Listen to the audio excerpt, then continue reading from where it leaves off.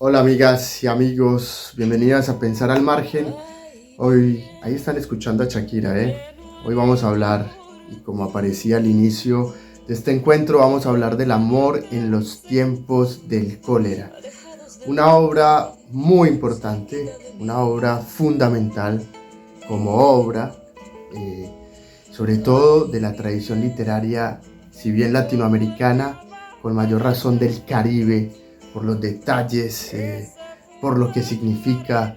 por el documento histórico que es, por los elementos que rescata esta macrorregión tan especial de nuestro continente. Así que escuchen a esta otra Caribe cantando, Shakira. Vamos entonces a entrar a ver un poco los elementos que queremos compartir de crítica sobre esta obra del amor en los tiempos del cólera de García Márquez. Así que seguimos acá en Pensar al Margen. Bueno, leyendo esta novela, El amor en los tiempos del cólera de García Márquez, la verdad que empecé a buscar como críticas sobre el libro. Encontré muchas críticas sobre la película, críticas, digamos, que iban desde la taquilla, que solo hizo como casi 2 millones de dólares, recaudó la película, cuando su costo fue de más de 50 millones de dólares. Luego la rotulan como un fracaso en términos cinematográficos y de taquilla. Y digo cinematográficos porque también la crítica fue muy fuerte hacia el reparto, hacia los actores, hacia el argumento de la película, al haber sido grabada en inglés, pues muchos críticos especializados dicen que la película perdió su encanto en el sentido de no ser fiel, entre comillas, al espíritu, a la profundidad de la obra que está escrita en castellano, y de los personajes. Bien, pero más allá de esto, quise buscar como críticas específicamente del libro, de la novela, y la verdad que más allá que una u otra opinión, no encontré, digamos, valoraciones muy subjetivas, que por supuesto son necesarias sobre esta obra, eh, de si me gustó o no me gustó, el tema del amor, de por qué se trató de esta manera y no de otra, de digamos, el estilo ampuloso, un poco en floritura de García Márquez. A algunos se les hizo denso, a otros los enganchó desde el principio hasta el final. Bueno, en fin, lo que se puede decir de manera subjetiva sobre cualquier obra, para gustos los colores. Pero quise buscar como una crítica más profunda,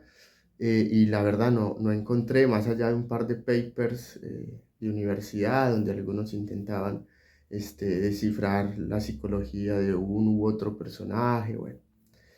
lo cierto del caso es que me preocupé en el sentido en que, sin duda alguna, El amor en los tiempos del cólera, yo creo que es una novela fundamental de la macrorregión Caribe, como la definía García Márquez, que va desde el norte del Brasil hasta el sur de los Estados Unidos, ¿no? Toda esa macrorregión, García Márquez, y no solo García Márquez, otros intelectuales del Caribe, sobre todo el Caribe antillano, como Edouard Glissant, por ejemplo, el martiniqués francés, decía que pues el Caribe es una macrozona, donde se ubica lo antillano, las islas, eh, anglófonas, francófonas, ¿sí? Hispanohablantes, pero también se ubica todo el territorio continental, parte de Centroamérica, México, sur de los Estados Unidos, parte de Panamá, Colombia, Venezuela, ¿no? Y como que todo ese circuito, pues tiene unas claves especiales que pueden ubicarse en los ritmos musicales, el bolero, por ejemplo, la salsa en sus distintas vertientes, ¿no? Desde sus orígenes con el guaguancó, el tambor, las distintas cosmovisiones sincretistas como la religión, por ejemplo, los yoruba, que es del norte precisamente del Brasil, pero tiene una conexión con lo vudú de Haití,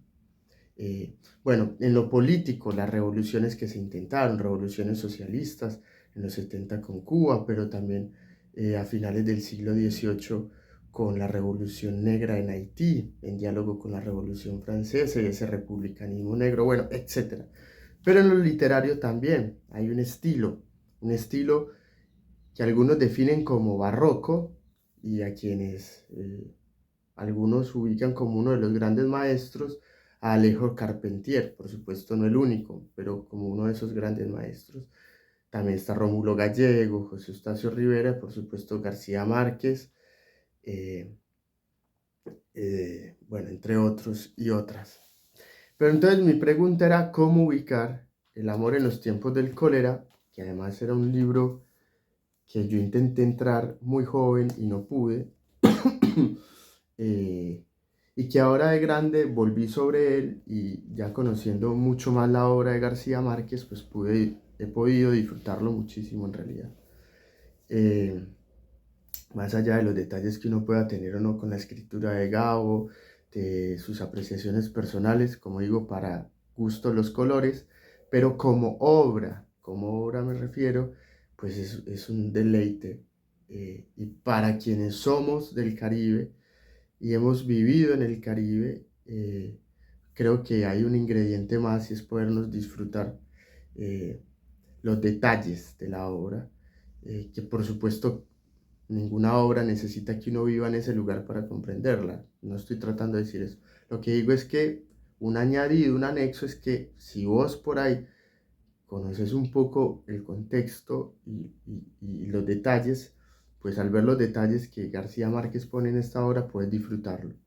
de una manera especial o más especial o con un plus, eso es lo que quiero decir. Eh, Bien, ¿dónde ubicarla? Yo creo que esta obra se ubica eh, en todo ese diálogo literario, político y sobre todo en esa perspectiva desde la literatura y desde el arte para pensarse al Caribe. El amor en los tiempos del cólera está ubicada a principios de los años del siglo XX, perdón, y está como en un momento bisagra entre cierto colonialismo decimonónico del siglo XIX que se está dejando atrás y una entrada a la modernidad en Colombia, en Cartagena de Indias, y como que la obra está en la mitad, ¿no? Está en la mitad entre esa época colonial y los vestigios que quedan de esa época colonial y de la entrada a la modernidad y lo que empieza a llegarle a la modernidad del norte colonial, de Europa, tal, tal. Y sobre todo en ese espacio bisagra, el espacio que juega el Caribe y concretamente el espacio que jugó Cartagena de Indias como uno de los puertos que si bien en la colonia fueron fundamentales, también en esa transición epocal entre los vestigios del colonialismo y la entrada a la modernidad, pues también lo jugó. Entonces hay una ubicación muy especial ahí de Cartagena, ¿no? Eso es como lo primero. La obra es además un documento histórico porque García Márquez, recordemos, es además un periodista muy versado, por supuesto, y muy enamorado de la historia y de esa parte colonial y demás Caribe, y pone a jugar a la obra en esa macrorregión. Por ejemplo, recuerden que ese gran amigo de este médico, Urbino, eh, es un haitiano que huye de Haití y que está digamos, es un exiliado haitiano, Santumor, que se suicida, el amigo de Urbino, el médico, eh, y que huye de Haití, es un exiliado por el Caribe que llega a Cartagena. Es, por supuesto, negro, afrodescendiente, y ahí entronca y se menciona la revolución haitiana, que dicho sea de paso fue la primera revolución libre de América Latina y hecha por esclavos negros africanos en pleno diálogo con la Revolución Francesa. Cuando en París decían, viva la libertad, la igualdad y la fraternidad, los negros de Haití, colonia francesa, les respondieron, ¿y qué la libertad, la igualdad y la fraternidad? y respondieron realmente con una revolución profunda, no burguesa, sino de esclavizadas y esclavizados. Ya, por ejemplo, Carpentier en El siglo de las luces, que es otra obra emblemática del Caribe, ya juega ahí con ese tema, y García Márquez lo trae a su obra en El amor en los tiempos del cólera con un personaje que es Santumor, exiliado haitiano, que se suicida, amigo del médico Urbino, que es uno de los protagonistas de la obra, del anciano, que es el marido de Fermina Daza. Ya, por ejemplo, ahí hay un diálogo muy, muy interesante. eh, el otro es el paisaje y los datos, ¿sí? Con los que empieza a jugar García Márquez, por ejemplo, eh, esa cotidianidad de Cartagena ser un puerto internacional, que muchas veces no se nos enseñó, sobre todo a los colombianos, donde atracaban galeones desde la época de la colonia, pero también otro tipo de barcos con todo tipo de especies. O sea, quiero decir, Cartagena era un mercado nacional e internacional